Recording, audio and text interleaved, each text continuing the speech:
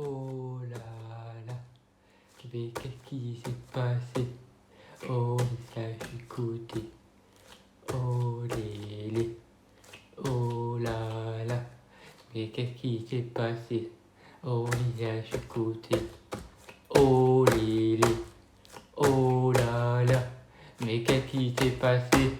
Oh les gars, je suis côté. Oh lélé, oh là là, mais qu'est-ce qui s'est passé? Oh les gars, je suis côté. Oh lélé, oh là là, mais qu'est-ce qui s'est passé? Oh les gars, je suis côté.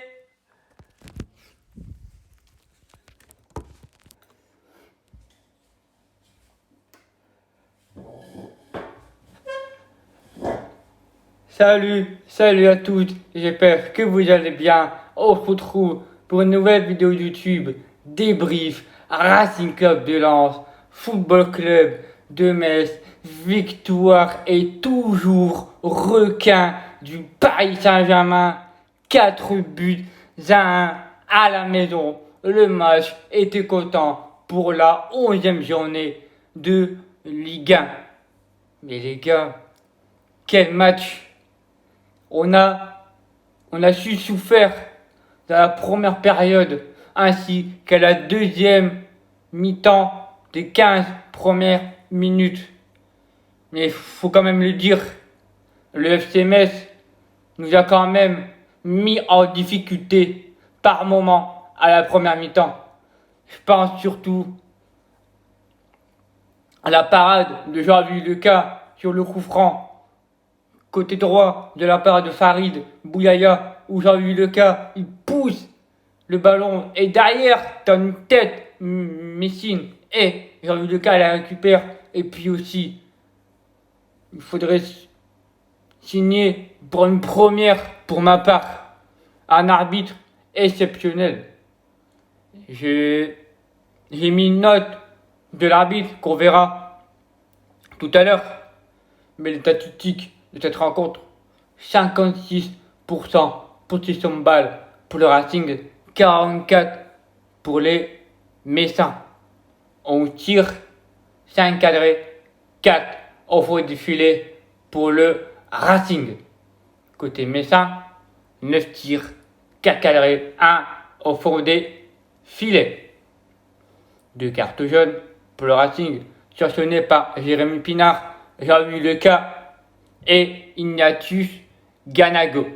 Côté Messin, 3 cartons jaunes, 0 rouge de chaque côté. Le Racing a obtenu 472 passes, 376 pour les Messins. Parlons du jeu tactique, la composition, quel était le rôle de chaque joueur. Francaise nous a proposé un 3-4-3 avec son numéro 10, avec nos 2 attaquants, et ainsi qu'accompagné Florian Sotoka. Donc on a joué 1 faux 9 et 2 sur les côtés qui ont fait du mal à Fabien Canton et à Thomas Delaine. Au niveau fonction de jeu, comment ça a été fait? On leur a mis très mal au pressing. On leur a pressé à première mi-temps pendant les 20 premières minutes où les Messins ils reculaient. Il faut pas oublier qu'ils ont joué un 5 derrière. Et donc il fallait qu'on passe par les côtés, soit par Jonathan Klaus, ou soit par Frankowski. Et puis surtout, à préciser, la perceuse, à plusieurs reprises, j'ai vu Jonathan Grady, hors de la cour, percer le milieu de terrain et la défense Messine.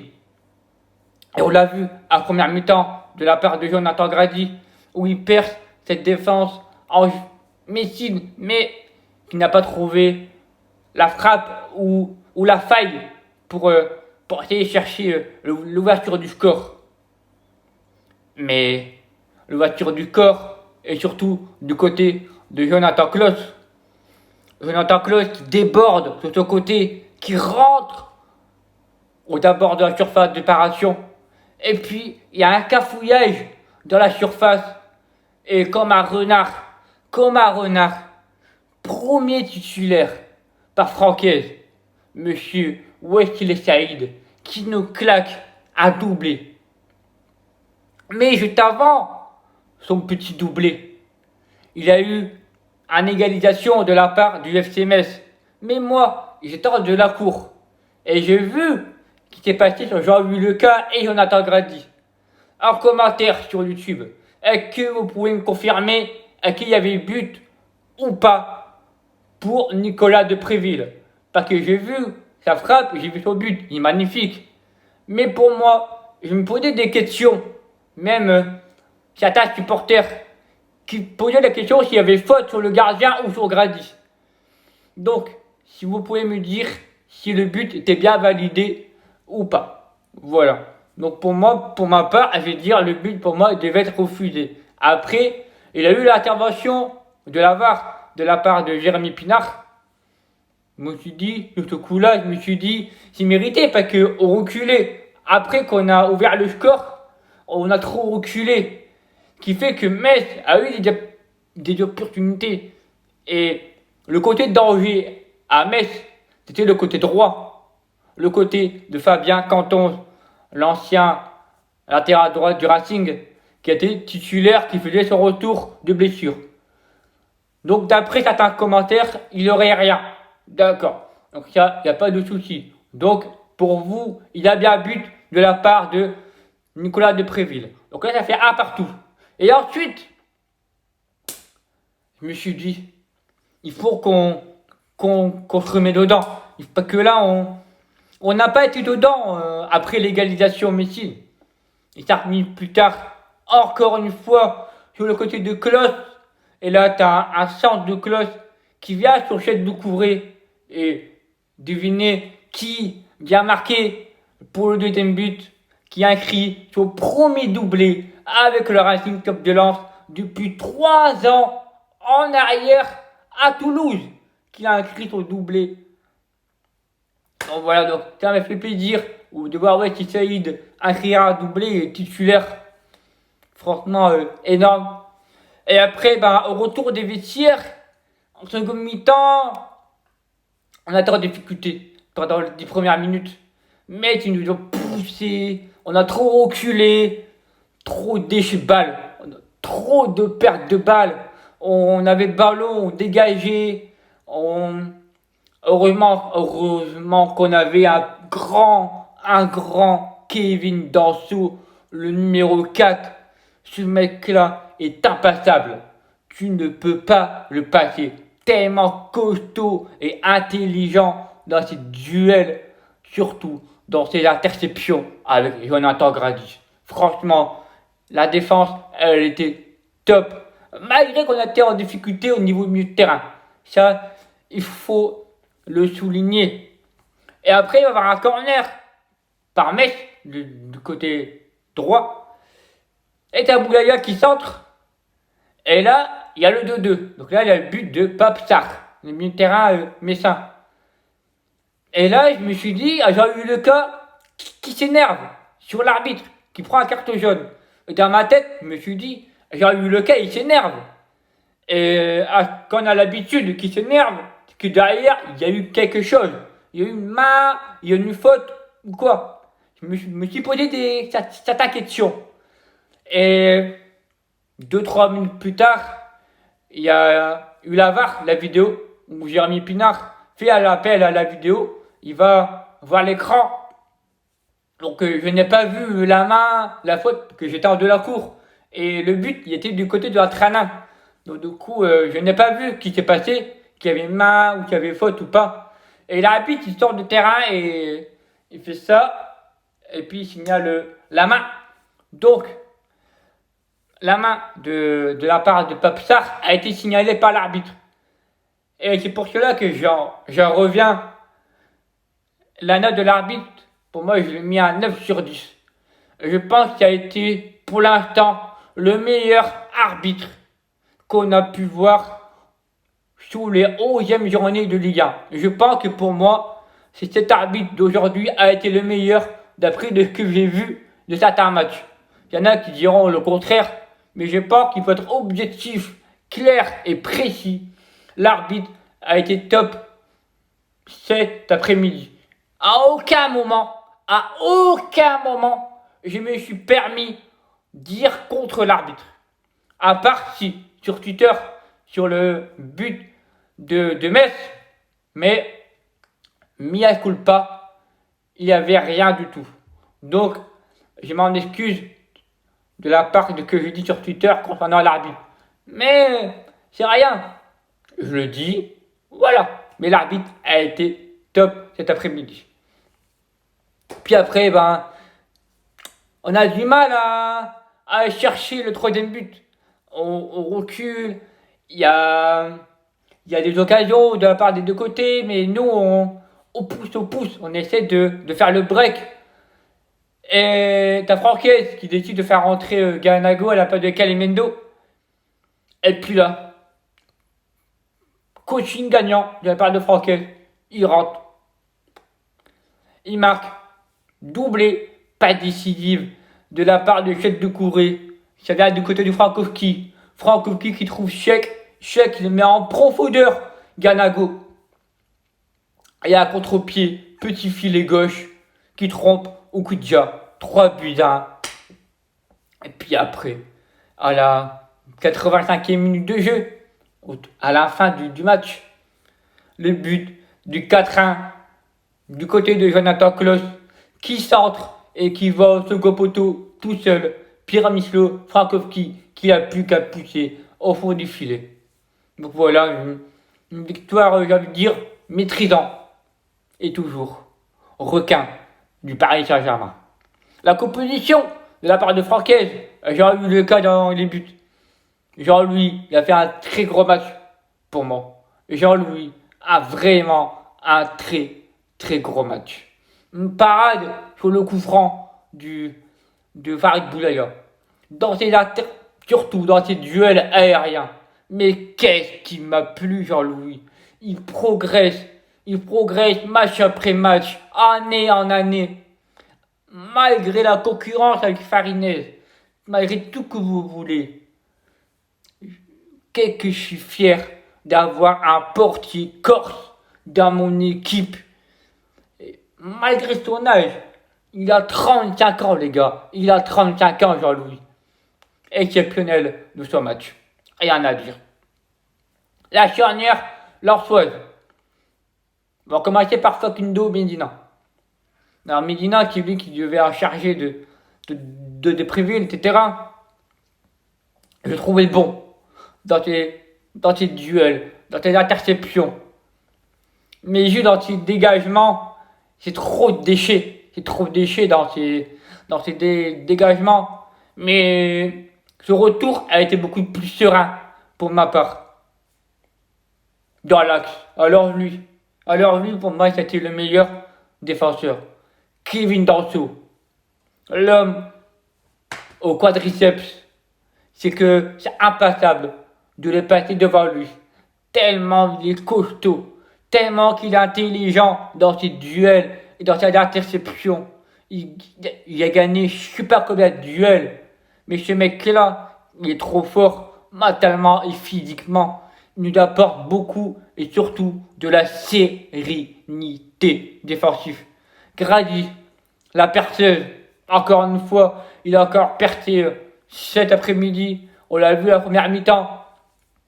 Il a essayé à plusieurs reprises faire reculer la défense messine. Et il a fait, mais il n'a pas pu trouver la faille. Un jour, ça va finir par payer et par finir par au fond du filet. Et je le sens pour Jonathan Grady. Et je l'espère. Nos deux pistons, à gauche, Frankowski, 3 buts, 3 passes décisives. C'est son 3e passe décisive et 3e but aujourd'hui sous nos couleurs. D'après qu'il vient aux États-Unis, au Racing Club de Lens, il performe. Ce mec-là est juste incroyable. Au Frankowski, qui a fait un super match pour moi, auteur d'un but du 4-1. Mais ça manque un peu de vitesse de son côté. Il faut mettre du tempo devant. Mais pour moi, je suis confiant. À droite, Masterclass, Jonathan Klaus, encore une fois, qui a fait un super match cet après-midi. Auteur d'une passe décisive sur le but de Frankowski. Mais faut pas oublier que Klaus, il est décisif, décisif sur les deux buts de Wesley Saïd à première mi-temps. Le milieu de terrain, Seko Fofana. Seko Fofana, il s'est trouvé en difficulté. Il a été mis en difficulté aujourd'hui. Il a essayé de mettre le tempo comme il a fait à Montpellier, prendre le ballon et aller vite vers l'avant. Mais les Messins ont tellement bien défendu sur lui, ils l'ont bien pressé, ils ont été intelligents de sa part. Donc pour moi, Seko Fofana a été mis en difficulté. Et ça arrive, c'est son premier coup de mou. Mais je n'ai pas de regret de la part de Seko. Et d'ailleurs, il a reçu son trophée du meilleur joueur du mois de septembre. Donc voilà. À côté, le meilleur. Le meilleur au milieu de terrain, Cheikh Doucouré, interception de balle.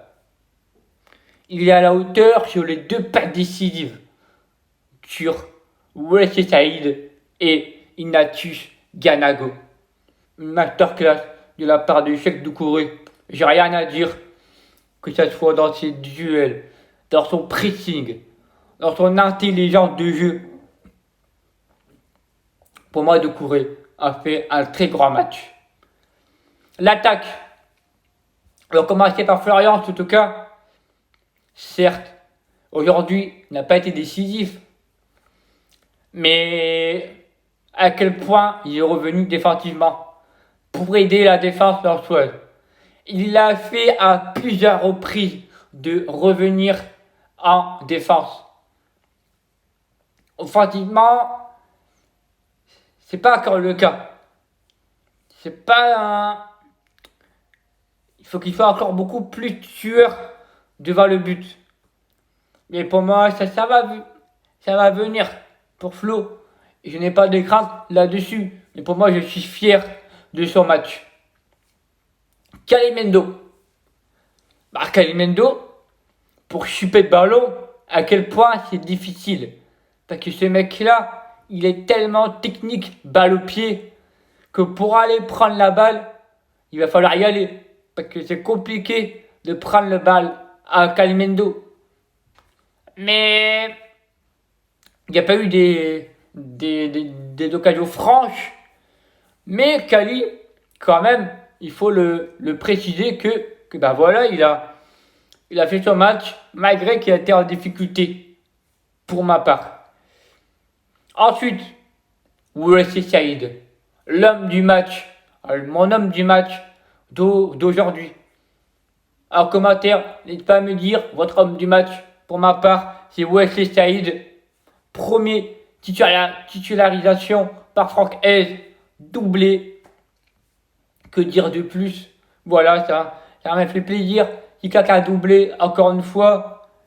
Voilà, il est à quel point que Franck Hez, il le connaît bien, ce jeune joueur, qui le connaît bien depuis longtemps, auparavant à Toulouse ou à Dijon. Ils ont joué ensemble. Donc, je tenais à féliciter Wesley Saïd pour son match dans l'intelligence du jeu.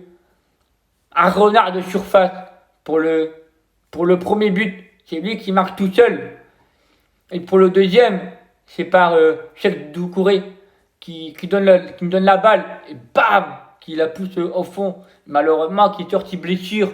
Mais on lui a fait un bon ovation pour Wesley Saïd, qui a mérité son ovation. Tout le stade l'a applaudi. Moi-même en de la cour, parce qu'il est passé en de la cour, donc voilà. Et puis il a été sorti par Gaël Kakuta. Gaël Kakuta, il commence à me mettre des doutes.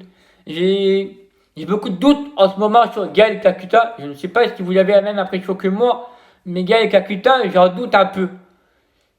Ce n'est pas le Gaël Kakuta que je vois depuis l'an passé. Je n'arrive pas à voir le Gaël qu'on connaît. Et j'espère qu'il va se remettre. Ok, c'est la 11e journée. C'est que la 11e journée, les gars. Mais j'espère que Gaël, il va se remettre dedans. Parce que pour moi, on a besoin de lui. J'ai besoin de Gaël en forme. Ok, il nous a régalé à un jeu technique. Mais il a fait une perte de balles. Il me l'a fait beaucoup de pertes de balles cet après-midi. Il nous a failli coûter 1 ou 2 buts. Donc j'espère que Gaël, il va se remettre en question. Et il faut savoir le dire quand il est mauvais. Et je le dis. Donc j'espère que Gaël, tu vas te remettre dedans. Voilà.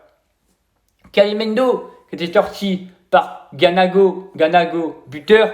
Ganago, au moment du but, 3 minutes plus tard, il y a eu un choc entre Ganago et Ukidja. Il était sorti par Ganago. Il y a eu 3 points de suture. 3 points de suture qui étaient sortis par Coratin, Jean et Florian Sotoka, sorti par Yannick Cahuzac pour rester sur le terrain. Au moment où Cahuzac rentre, ça fait 2-1 toujours. Pour garder le contrôle du match. Et après, à l'entrée de Ganago, tout a changé. Un beau coaching de la part de Francaise, encore une fois. Les amis, en commentaire, ne pas venir à me dire votre esprit du match, votre ressenti, quel était votre homme du match. Je vais en revenir de la part des ultras qui ont fait grève cet après-midi. Souvenez-vous, le match contre Châteauroux, 3 ans en arrière, en Ligue 2, où on gagne 1-0.